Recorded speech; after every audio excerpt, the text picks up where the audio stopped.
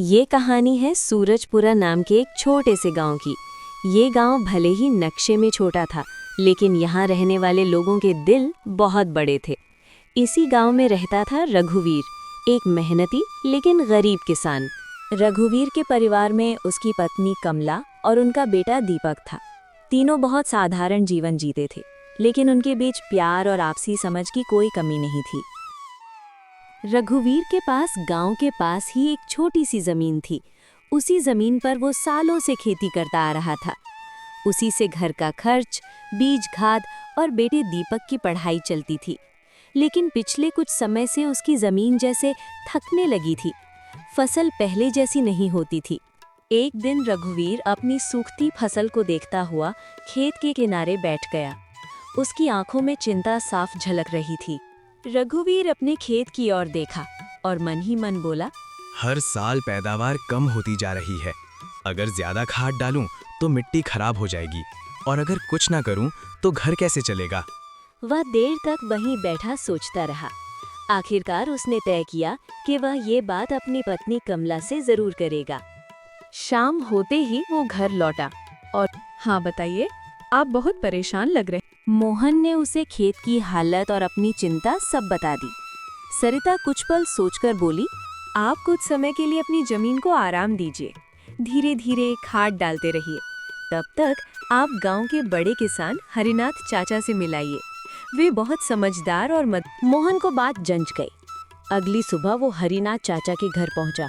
अपनी पूरी स्थिति बताने के बाद बोला, चाचा, मेरे पास खेती के अलावा कोई और हुनर नहीं है। अब समझ नहीं आ रहा क्या करूं। बेटा, चिंता क्यों करता है? मेरे पास गांव के बाहर एक खेत है। तुम वहां खेती संभाल लो। इससे तुम्हें काम भी मिलेगा और मेरी जमीन की देखभाल भी हो जाएगी। खेत गांव से दूर था, इसलिए इधर घर में रात हो गई। सरिता बार बार दरवाजे की ओर देख रही थी। माँ, पिताजी आज देर से आएंगे ना? आपने बताया था। सरिता ने खुद को समझाया और बेटे को सुला दिया। अगली सुबह भी जब मोहन घर नहीं लौटा तो सरिता घबराकर सीधे हरिनाथ चाचा के घर पहुंची। तुरंत लोगों को भेजा गया। कुछ दिनों बाद मोहन उसी खेत में काम करने लगा। एक दिन वो जल्दी जल्दी खेत जोत रहा था कि अचानक झाड़ियों से निकलकर एक सांप ने उसे काट लिया। कुछ ही देर में उसका शरीर सुन्न पड़ गया और वो वहीं बेहोश होकर गिर पड़ा। मोहन खेत में बेहोश पड़ा है, शायद सांप ने काटा है। सरिता का कलेजा कांप गया। गांव के वैद्य को बुलाया गया। वैद्य ने दवा दी, लेकिन साफ कह दिया, जहर शरीर में ज्यादा देर रहा है। ये गहरी बेहोशी है, कब होश आएगा। मोहन को घर लाया गया।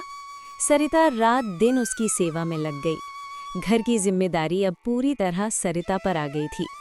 कुछ दिनों बाद वो फिर हरिनाथ चाचा के पास पहुंची। चाचा, मुझे आपके खेत में काम करने दीजिए। मैं मेहनत करके अपने घर और बेटे की पढ़ाई संभाल लूंगी। चाचा पहले मना करते रहे, लेकिन सरिता के हौसले के आगे झुक गए। उन्होंने उसे घर के पास वाले खेत में काम दे दिया।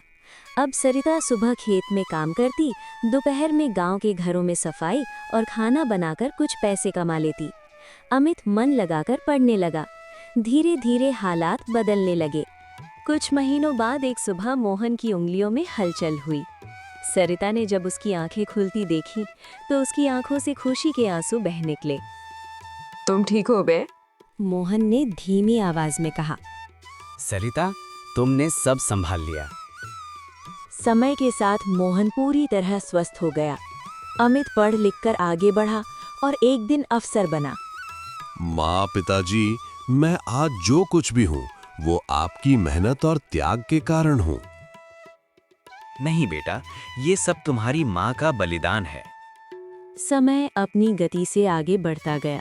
सोनपुरा गांव वही था, लेकिन अब वहां की गलियों में अमन का नाम सम्मान के साथ लिया जाने लगा था। वही अमन जिसने कभी अपनी माँ सावित्री को खेत में पसीना बहाते देखा था, आज सरकारी वर्दी में एक बड़ा अफसर बन चुका था।